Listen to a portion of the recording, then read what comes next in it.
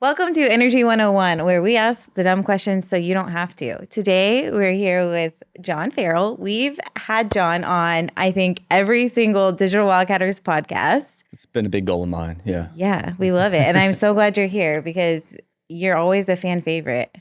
I feel like you have the most downloads. I feel like you're just being nice to me, but I'm going to run with it. Yeah. I'm good. Yeah, that's great. Yeah, that's impressive. Don't fact check. But also, yes, he kills it. Yeah, so why do people care about John Ferrell? What are you doing that's so cool that everyone wants to know about? I mean, it's mainly because I'm handsome, but outside of that, no, it's, you know what I think really it is? It's like what we do at WellDatabase, it applies to everything. I mean, it's so funny because people are like, who are your main customers? And it's like, we've got people who are inheriting mineral rights. We've got people, CEOs of major companies who are looking for drilling trends. We've got drilling engineers and we've got landmen. I mean, it's every piece of the industry has got to pay attention to the public data. And so I think that's why I'm on all of them, because it works. It works everywhere. And there's like pieces of what we do that affect everything. And I'm going to be totally honest with you. My favorite part about it, I will get on the phone, and I know people tell me I got to stop spending so much time on the phone with users because I just enjoy it. But I will talk to a truck driver one day, and then I'll talk to a CEO the next day, and they're both interesting to talk to. And so, but yeah, it's really, that's what it is. We go out and we pull all this public data together so that if you're a truck driver, you need to find the directions to your drill site, you can get it. And like I said, if you're a landman who needs to understand lease positioning, we got it. If you're a CEO who wants to see large scale financial statistics, we got it. So it's fun. It keeps it interesting.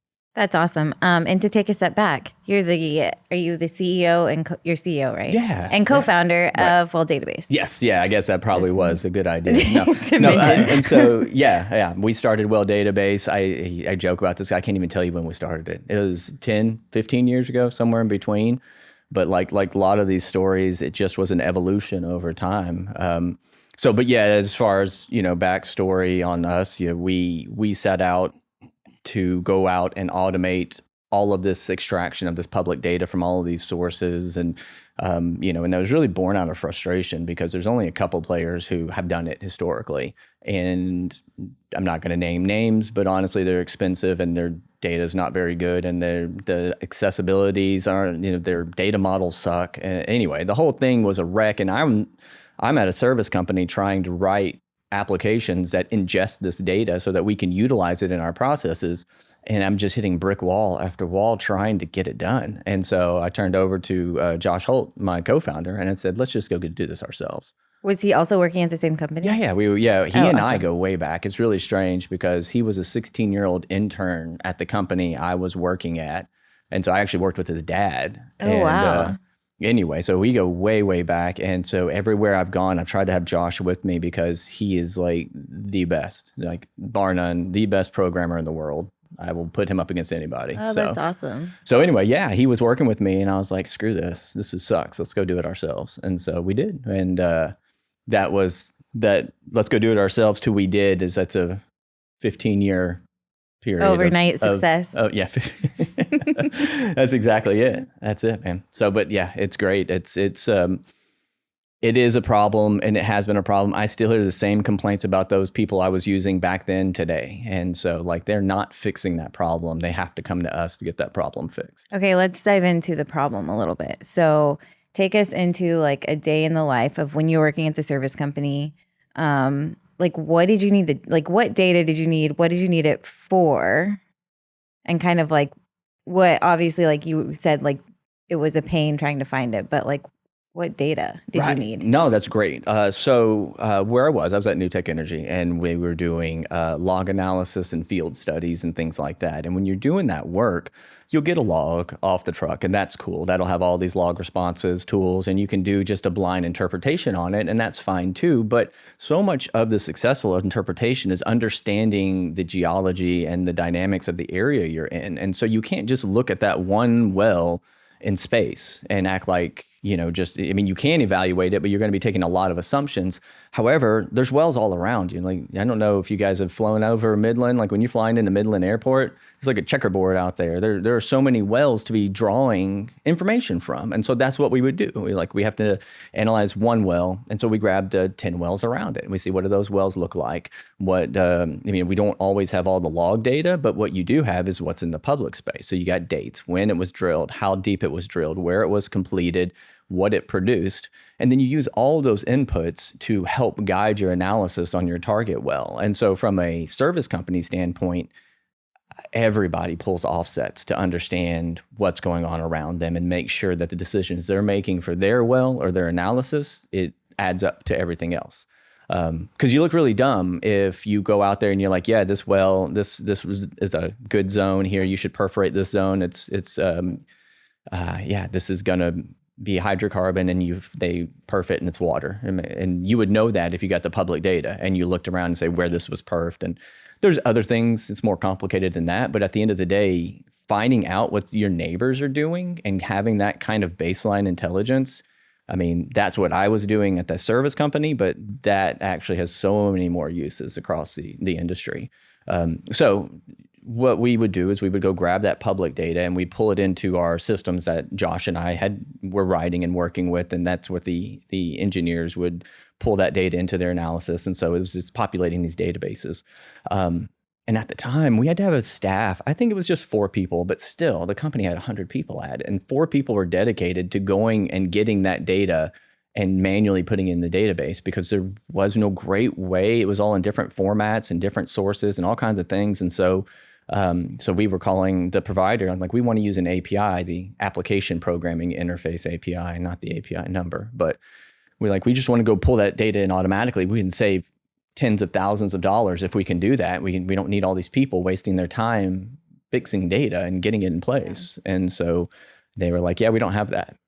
And we were like, well, this is ridiculous. It makes no sense. And so, that was like the biggest, that combined with right around that time, we got like a renewal notice. And like I said, this company wasn't huge. We were paying like $60K a year for this data. And we got a renewal notice that it was going to like go up 50%. And that's not workable. But of course, we've got these processes that were all kind of intertwined with it. And so this one, we got that contract renewal, and I took it to the management team. And they're like, okay, we got to think about this. And then like a week later, they're like, no, we just can't do it. So I go back and tell them, no, we can't do it. And like, oh, too late. It's already renewed. You got to pay it. Oh my gosh. And it was like, can we get a discount? Like, nope, not at all. They lock you in. That's it. And so that's relevant too, because from a business standpoint, I won't do it. I refuse. Lock people in like that. Yeah. And so we do auto renewal terms, but that's like, so you don't have to go to a lawyer every time to renew an agreement. Because when you do these corporate agreements, you have to. But every single one of them is opt out. Actually, our newest revision is it's all opt in. We have to have your permission to renew it. But if you say okay, then the contract can just roll on. Yeah. So we save the lawyer part, but we refuse to trap people. It's just wrong. It is wrong. Yeah, and it usually leaves a bad taste in your mouth, and you don't ever want to use them again. Yep. Okay, so all of this public data is it like required for every operator to submit this data? And it's where do you find it if you weren't using that service? Yeah. Where is it at? Before that existed, where was it? Right. No. Okay. So yeah, at this most basic level, every single state manages who can poke holes in the ground in their state. That's for water wells too. Like if any of you ever lived out in the country and you got to drill a water well, you got to go get a permit to drill that well, which is fine. It's easy to do. But that county, or in this case, the Railroad Commission in Texas, say, you have to go to them and say, I want to drill a well here. Here's all the information about this well. And then as a matter of public record, they publish that information out so everybody can know where these wells are, because there's lots of dynamics about what acreage is the well surface drilled in, where does the bottom go, who owns the surface rights in those places, who owns the mineral rights. Like there's a lot of reasons the public needs to know when a well is permitted. And so, yeah, you file that permit, and then that makes it into the public space. And then as you go through, because huge numbers of permits are filed that are never drilled. And so now it's like, okay, now we need to know when it was drilled. And so that's another filing that comes in when it's drilled. When it's completed, that's another filing that comes in. And then when it starts producing, they start databasing that. And so all of these pieces are all just regulated and they're made a public record. And there's lots of reasons for it. But the fact of the matter is that every state manages their own piece of that data, and it goes from permit to plug. So and everything in between gets licensed and done at the state. Reporting requirements will vary, and the way they classify things will vary. I was about to ask that. Yeah. So the data is not like normalized across. It is so unnormalized. That's the problem you're solving. Mind. Yeah, and that's exactly it. And I get so annoyed with it because we're like, this state decided to rename a column for fun. The state decided to like completely botch all these connections. It's like you want to go put someone who actually has to use it in that position who is controlling the database. I know. And these people, I mean, God love them. I know 100% of public agencies are short-staffed. And especially in a place like New Mexico, where like Lee County and Eddy County are two of the most popular counties right now. And every other county's got nothing. And so the state of New Mexico is like, you only need like 2 people. And you got literally thousands of permits backing up because those 2 people cannot handle the sheer amount of data coming their way. So, but regardless, every state, golly, they require different things at different levels and different granularities. And honestly, even the sheer amount of typos in the data would blow your mind. And so that goes back when I said that, like, we'll just go get the data ourselves. And I've heard other people say that is the dumbest statement that you could ever make. The data is a wreck. It is unusable. And if you think you can just go pull it from the state and use it, I mean, I'll give you 50-50 shot if you're grabbing, fewer than 5 wells that you can use the data and that like it's reliable. So how does it go from like the state public record to, do y'all go and clean up that data? Yeah, that's I will say this, when we started, we didn't actually. We were like, we're going to keep it transparent. It's going to be so traceable. And in my mind, as a data guy, I'm like, that's a good thing. Yeah. You can see we're not jacking with this data. We're showing you one-to-one. But it quickly came to realize that that's so unusable that it wasn't an option. And so before we even went live with the product, we had to come back and like, okay, we have to clean this garbage. And it's so much worse than anyone knows. And if you talk to anyone in the industry, they'll tell you the data's bad. It's worse than they're saying. It's horrendous. I feel like I'm getting a small taste of that building Collide AI and just seeing the types of data we're handed and like the headaches our team has from trying to figure out how to use it at scale. It's almost like you have to go through every single and this is an insane amount of documents. Yeah. I feel like as an industry, we should all decide to follow the same, and I guess that's what they're solving, right? Like follow the same format, like each service company have the same things. I love the idea, and that's very optimistic. It has been tried a little bit. It fails pretty horribly because everyone's got their own ideas how they do it. And once engineers, that's why. Well, and once they argue enough, they're like, screw this. We don't need this crap. And they go off and do their own thing. So, yes. But I mean, God, I think the company Shell, the massive oil company, I think I looked at it and there's something like 220 versions of that name in the public data set across the US and Western Canada. So like, that's a minor one because there are bigger issues. Like people will be like, what's the bottom hole pressure? And you go to the States and some just say pressure and some say 5-minute shut-in pressure and some say, casing pressure and some say. But it's all the same thing? They can be, or they might be different because for each one that has like, a naming of it, there are 5 that just say pressure. And you're like, pressure where? How? Anything, help me, God. Anyway, so it's a nightmare. It really is. And not even, I mean, God, I could keep going, so you'll have to shut me up at some point. But like, even, this is always my favorite, in Texas, they're, not to get too technical, but like production is reported at a lease level, which is a weird oddity that is challenging to work with just in general.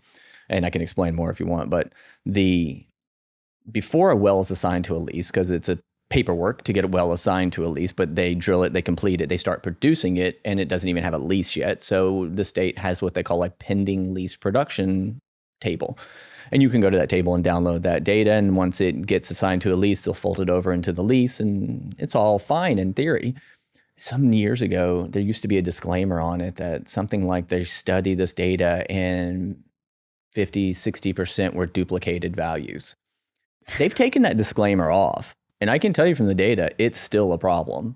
And so I'm imagining people who walk in and just grab that data set and say, oh, I can use this. They have no clue that that data is now double reported in 2 different ways.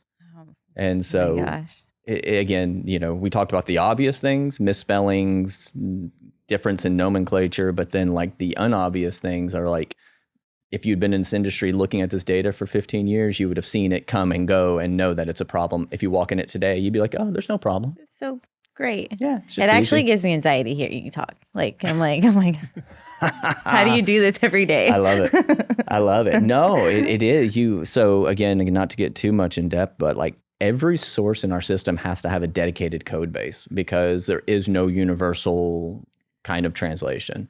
So everything has to do 1-by-1 mapping, what this field means from this state. And honestly, there are times we have to call the state and be like, what does this field mean? Or you look at their paperwork and like define how they're supposed to report things. I mean, you have to dig in to actually understand it all. But each source gets its own code base. And then all of that rolls up into a data model, which then we run rules over to fix the data. I mean, and I'm not talking about rules that are super complex. I'm like, the lat long for this well, is it in the county they say it's supposed to be in? Yeah. Sometimes it's just not. And so it's that, it's bad. It's awful. So when y'all started, did you start like just in Texas and then you started branching out to other states? Because it seems like that would be very, like, it's like you dig in and you're like, yes, we're going to do this. Let's start in Texas. Y'all get it figured out. And then you're like, go to the next one and you're like, wait a second. Or did you already work in all of it, all the states, so you kind of knew like what to expect? No, I did not. Unfortunately, it's comical, but no, it was exactly like you said. We were like, let's start with Texas. We'll grab that data. We pull it all in. We have it all mapped out, and we're like, great. And we go to Louisiana, and we're like, okay. What does that map to this? Where does this go? And then you get 3 or 4 states in, then you have to circle back around to Texas because you realize now 3 or 4 states in that like where you put this probably needed to move here. And like you do these. How many times did y'all remap here? I don't even want to say. No, it's seriously though. Like, so we started, our official start for this company was like in 2009. Yeah. And we didn't release a product until 2012. And those 3 years we spent fighting that data, trying to figure that data out. And so, and even at that, I look back at what we had in 2012 is a joke. Like, it's no wonder it was hard to get off the ground because it was not what it needed to be. That would take years more. Okay, so how have y'all been able to like use AI at all to help with the data at all? We use AI in the most unsexy ways, which if you get an AI, like the sexiest things are rife with the most trouble, the most kind of hit or miss results and stuff. But like seriously, the AI training we do around reading unstructured documents like PDFs, TIFFs, and all these things, like that has taken what some technologies, I mean, they just read in it would be garbly-gook. But since we've been able to employ these AI models around reading data, not anything to oil and gas related, reading images, we have honed this thing to just an insane precision to where we can go grab some of these old data points. So this is funny. Pre-1993, the Railroad Commission only had production in a microfiche. Like, what is a microfiche? You seriously asked what a microfiche was? Have you heard of No, of course. Did you? It's a thing you would. Oh man, I'm so old. They'd have them at the library back in the day, and you would put in the machine there, and it was you'd load in these cartridges or these films, and they had this big black and white screen, and you'd have to like rotate through them. Never heard of this. Oh my god! They're still at libraries. Yeah, and like it scrolls through like old newspapers and the documents. Newspapers are on there. Yeah, those are really cool. Wow. Yeah. But it's far cry from a computer. Let's make that. I'm going to go find one at a library. Tell me if you find one.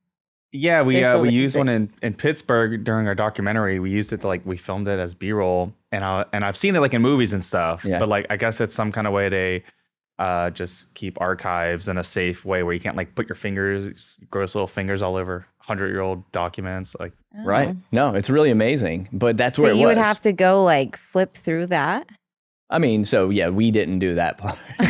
However, we were able to get them. The Railroad Commission actually is the one who undertook this project of scanning those. But Okay. all they did was scan the microfiche. And so if you take the ugliest scan of any image you've ever seen and like cut the quality in half, that's what we're talking about. It's handwritten stuff. That's what I was about to ask. Yeah, handwritten, and it's like a bad scan. Right. How do you deal with that? It's where That a human can't even read. Yeah, right. No, and that is a weird area because an AI model properly trained reads it better than a human can. Yeah. And that's what I'm saying. Like, it's so unsexy to talk about. We use it to read microfiche. You're like, but it is so useful. It's it is sexy. It's literally CSI like enhanced. Yeah. And That's exactly right. I mean, that's as sexy as it gets. That's prime time.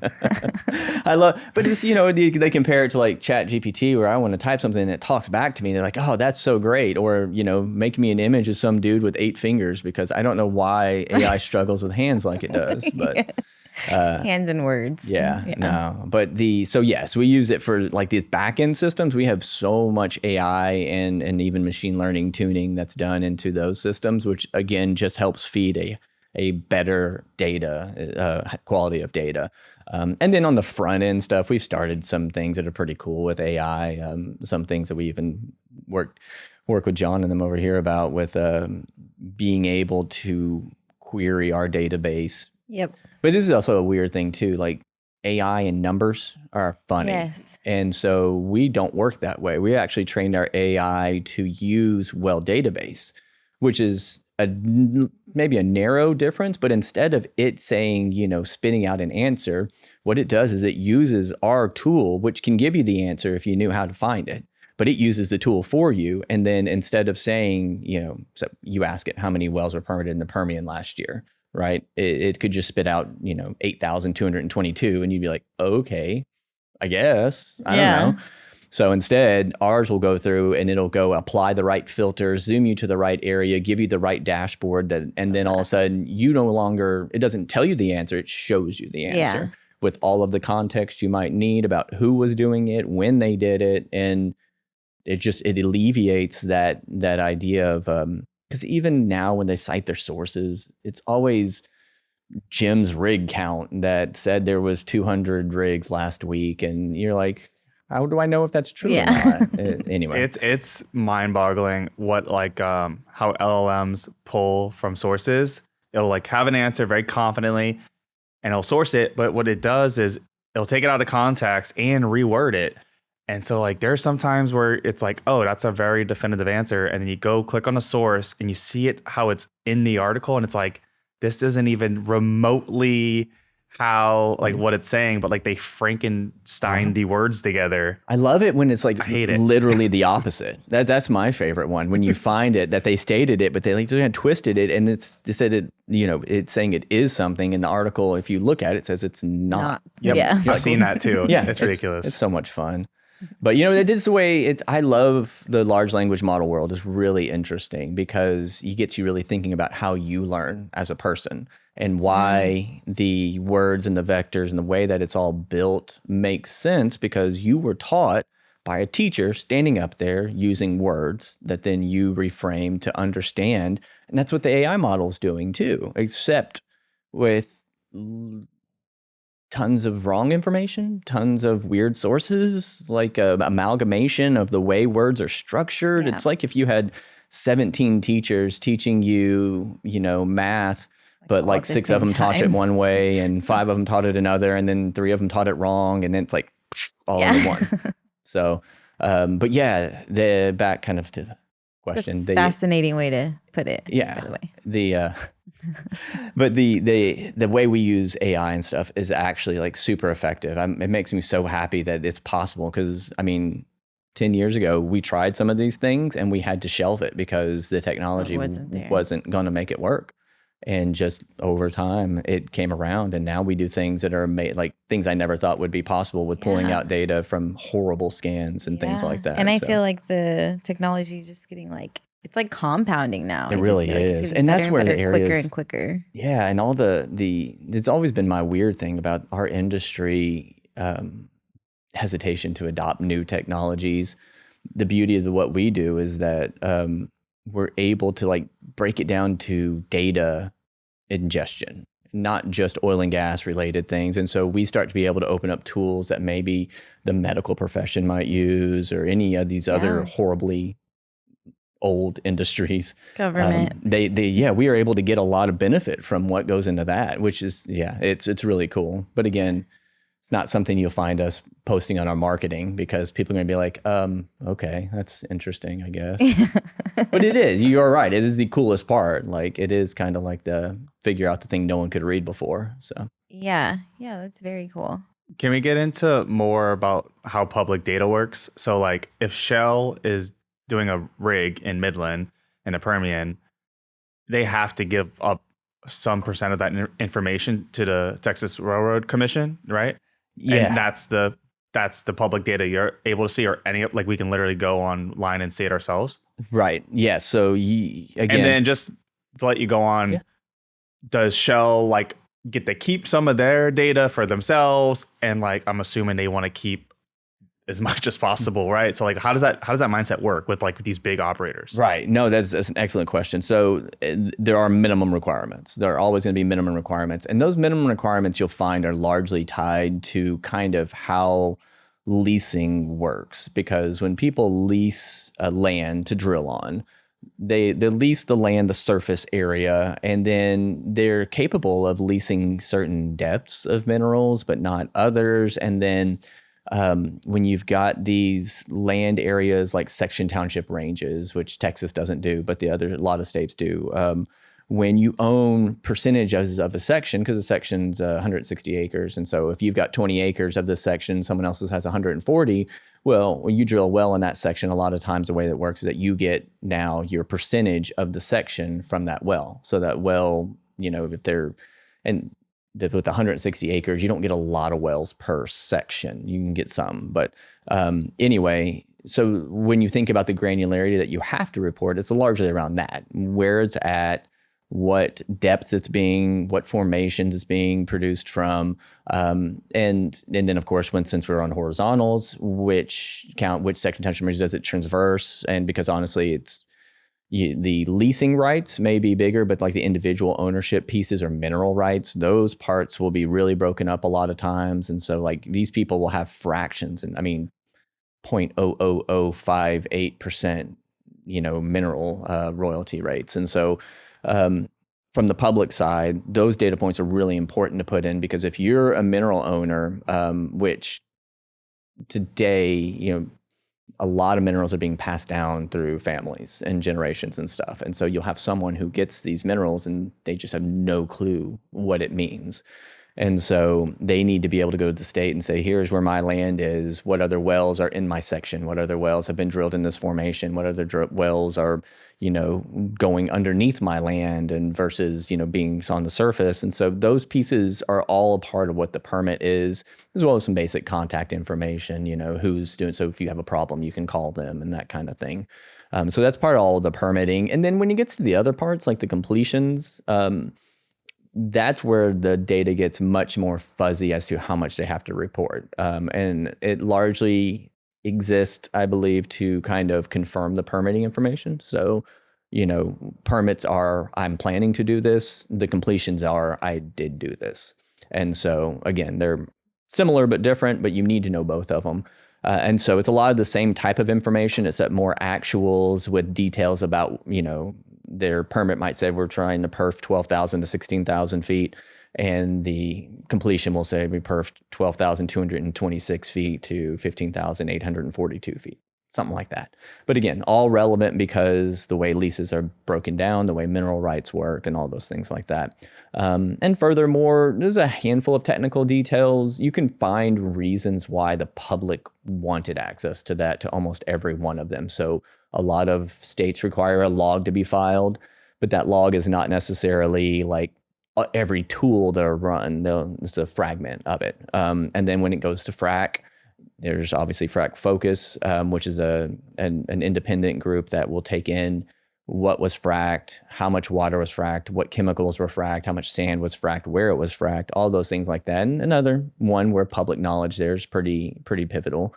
And then furthermore, the production, again, every year, every month, you might get a check from an operator for your mineral rights. You need to be able to go verify that you got the right amount.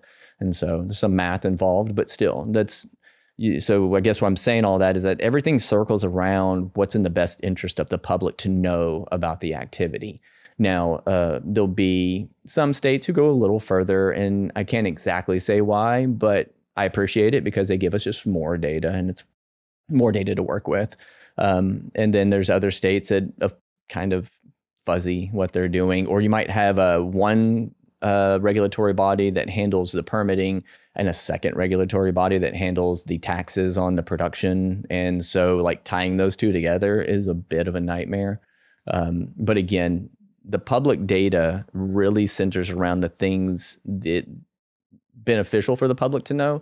And then the industry uses of the data really start to like how if they're having to tell us where they're permitting, now we're watching activity happen. If they tell us where they're drilling, we're seeing where the drilling and then the production, again, we see how well they're producing. So now we can take all the information about what they completed, what they fracked, and what it produced, and I can use that information when I go to plan my well and make sure that I'm making the most out of what I got. So, but yeah, to the point, what's provided, it is largely around what the public could benefit from. And we have a lot of customers who are just people off the streets, and that's nice. I like those people. They're interesting. But our biggest customers are oil and gas operators, service companies, for all the reasons we talked about. You can utilize that information to hone your services and stuff like that. Yeah, so if someone wants to start a new project, obviously they're going to try and take as much public data as possible, and like that saves money, right? Like they kind of have a bunch of free information there, but like, do they still need to like do basic E&P stuff? Like, can they skip wireline if there's information? Like, how does that actually work when planning like a new project, a new operation? I think, unfortunately, a lot of them view it that way. They view as like a statistical view of like, I have this data for 100 wells around my well. I know enough about what's happening underground to make my decisions. And save money. Save a lot of money. And especially because, we're drilling these, sometimes 4-mile laterals, like sometimes we forget, especially when we're in the industry, that like all of the things we're talking about are happening literally, 2 miles underground and then 4 miles further away. Like it is so out there what we're actually trying to analyze. Nothing we could ever see in real life. And so anyway, to me, that's more of a PE mindset, a financial mindset of like, I'll grab 100 wells and I'll take the average of what they do, and that's what this well will do. Yeah. And it'll be in that ballpark. And it probably will be, because especially in unconventionals, those zones, they're okay, there's some variability in it, but they're really kind of similar across all the things. Now, yeah, we could get into all the details of what aren't similar and where people shoot themselves in the foot, which is why the science is a mistake to skip over, because while these wells all might have the same rock there, you might have different pressures, you might have different natural fractures, and all these things need to be measured before you know they exist. Otherwise, you go frack them, and there's so many things that could go wrong. So I won't even go into all those details. But you do get an enormous amount of intelligence by your offset wells. I don't personally believe it's a substitute for the science. I think the science is still really necessary if you want to remove as much risk as possible, which these things are expensive. These wells, when you screw up a well, that's horrendous. It's a big hit. So saving $100,000 off of a $15 million well, I don't think that risk is worth it personally. Yeah. But you do need, taking in those offsets gives you a huge insight to what you should expect to happen. Head start. Yeah. It gives you, and honestly, take it a step further where you are talking about maybe you're a new company. You're like, I have a new strategy I want to take on where I'm going to lease this particular acreage. I'm going to go in conventionals or CCUS or whatever it may be. Well, you build a whole strategy around the public data because you see these large scale trends and you can make your thesis and pitch it to your investors that, hey, I'm seeing this kind of below the radar opportunity here. That's very surfaceable in the public data. And a lot of companies have gotten funding by being able to kind of use that as their baseline. But again, once you get going, use the science because, God, you have it all at your fingertips. Just use it. And you will, honestly, the odds of being unsuccessful if you use that just tank. You will do all right. Yeah. That's funny. Just learning everything in the last 40 minutes, I'm realizing this is a story Brian Sheffield told, something I recorded this year, how he pitched investors on a proposal and it was 100% public data. So and I mean, that's why he's as savvy and popular as everyone knows him to be, because he literally just did something anyone could do and was funded millions of dollars, just public data. Right. So that's how crazy and huge it is. Pretty funny. Well, and it is. It is nuts because we did talk about the purposes and what data is made available. I mean, there's good reasons for it, but having the production data from what a well did, knowing exactly what was perforated, what depths were perforated, and what they pumped, you basically written a formula for what you can expect. And again, like I said, there's variables, but still, you can build a whole business out of doing that. Yeah. It's great. But yeah, I will say this, those same kind of gotchas that I talked about earlier, if you don't know they're out there and you go do that same thing and you build a whole business model around it, and then it turns out you were double counting production, that will end your world. That will. There's a company. Use WellDatabase. Yeah, use WellDatabase. To save yourself some headaches. There's a company I'll leave. This was public that this happened. And this company has completely reshifted everything they've done. They are no longer the same company anymore. And so I feel fine saying it because I know people at this company. The company is Flowtech Chemical. I know people at this company and they do a very good job today. They are absolutely not this company anymore. But rewind about 15 years ago, they were doing this. They were saying that our chemicals are being utilized in these wells. Here's our production uptick. So use ours. You're going to see this much more return. We're seeing it everywhere. Well, one of these, I do believe, was an activist investor type report person went in and said, hey, these people are overcounting these areas. They're double counting this. They're doing this. And what they're saying actually isn't true. And their stock price tanked. I mean, just apps at the bottom fell out. And they actually brought us in to help kind of shore it up before they finally said, all right, we got to stop this whole data business, focus on chemicals. And today that's what they do. And they're a good company today, but that's one example. I mean, you can look it up on the internet. There's stories of it. It's gnarly. Anyway. So with the a grain of worst salt. feeling, realizing your data is not right. But it's a story for us too, because I can't, I put my name out there on this data. My reputation, everything that I promise you, this data is good. And, we work tirelessly to it. And I'm kind of nutty personal about it because if someone finds a problem, I take it personally. Right. This has to be fixed. And so I put my name on the line every day on it. And I've had to, walk back and fix things before. But it is so critical that you actually, know what the data is before you start making these multi-million-dollar decisions on it. So since 2009, you've been collecting data public and you've been maybe cleaning it up or just keeping it as is, whatever. So that's almost, I can't do math in my head. 15 years of all this. Do you have everything you've ever done stored somewhere? Do you have a data center? Is it a few hard drives? What is the size of this operation look like on a digital storage? Oh man, I like to call it biggish data. It's about 100 terabytes worth of data involved between our structured and unstructured data pieces. WellDatabase, Josh and I are programmers, and so from a structure standpoint, we have an entire data center in Greenspoint that we utilize. We've got multiple cages. We have a cage with multiple racks with dozens of servers and databases that have partitioning and ability to scale at various ways. And then we have all of this replicated to the cloud, so we have it there too. And so like it's a lot of data. It really is, until Facebook comes and says that they do what our entire data set every 30 seconds or something like that. And you're like, okay, maybe it's just big-ish data. So yeah, it's a little bit in between. It's manageable size. But again, it requires a significant amount of resources to store it. And our code base is giant. We've got our code, but like I told you about, each state gets their own kind of dedicated base. That set of code, which if you ever hear someone says is we have the scripts to go get the data, like run the other way, because this is more than just a few scripts. This is enormous. We have over 1 million lines of code in our data project. And that's not even talking about our front end, our APIs, any of that, like just the data project and our rules and all those things. How many lines do we have? I don't know. A million. A million. We have 200 trillion. A billion. How does the data stay up to date? Is it through APIs?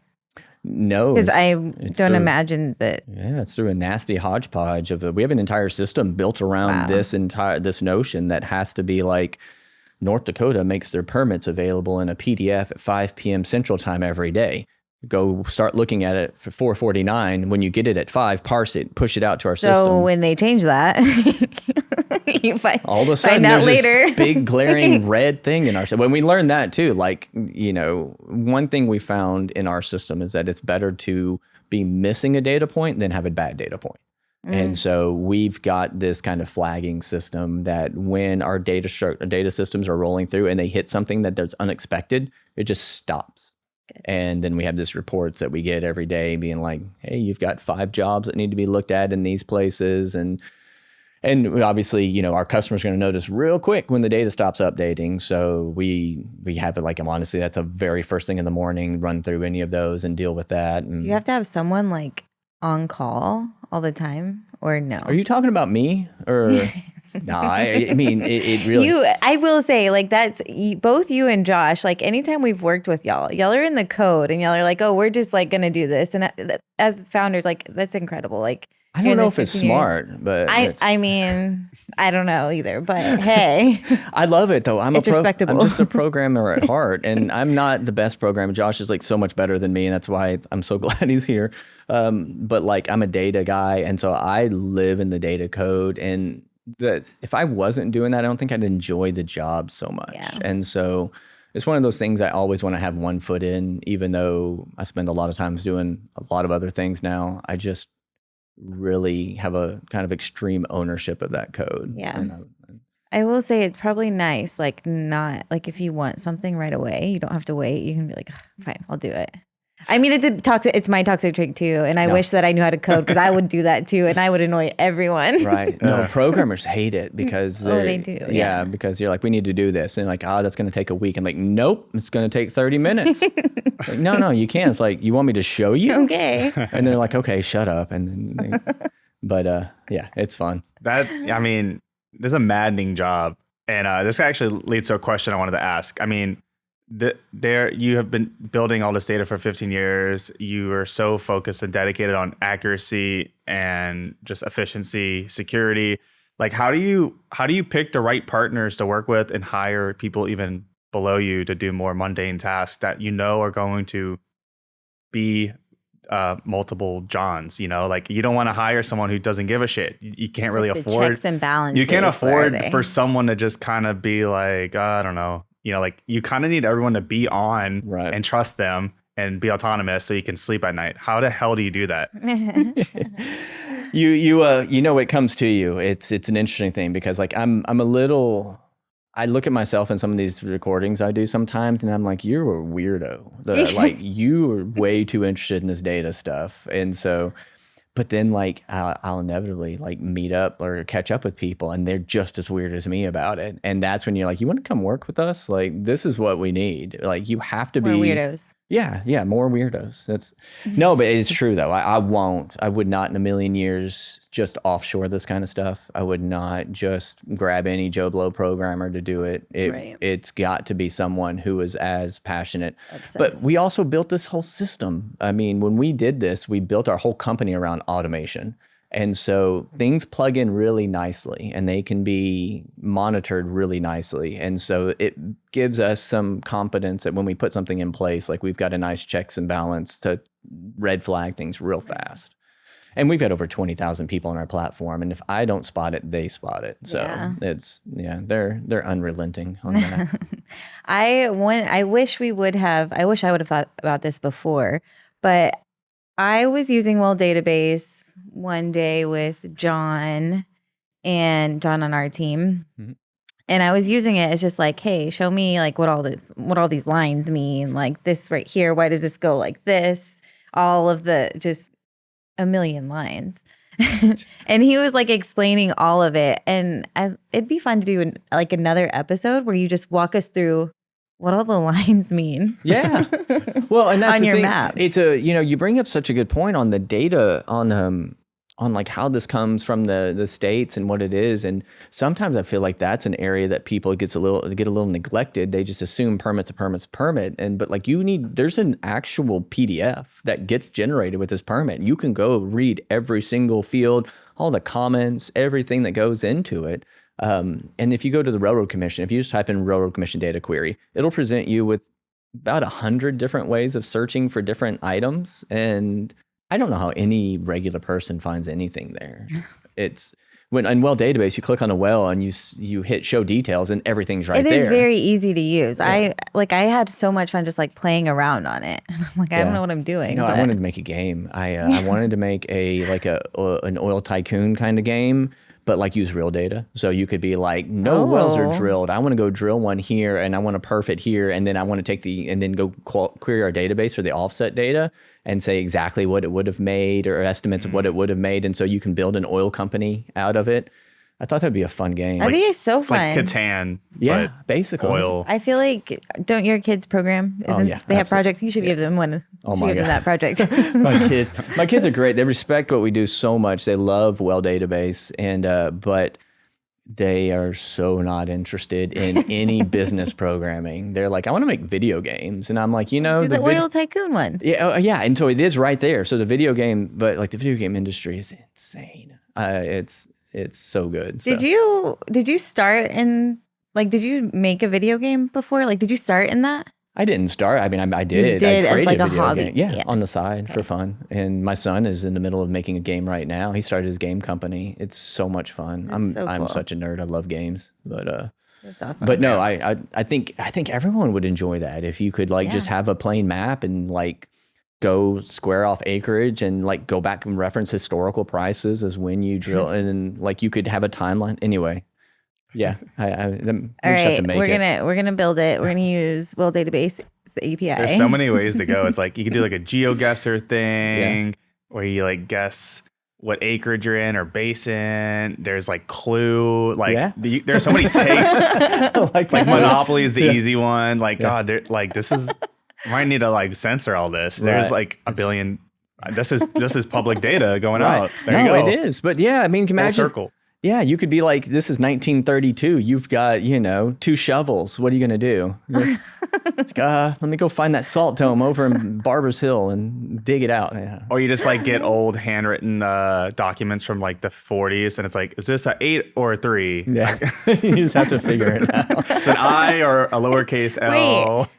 Or a 1. Wait, that's actually we should...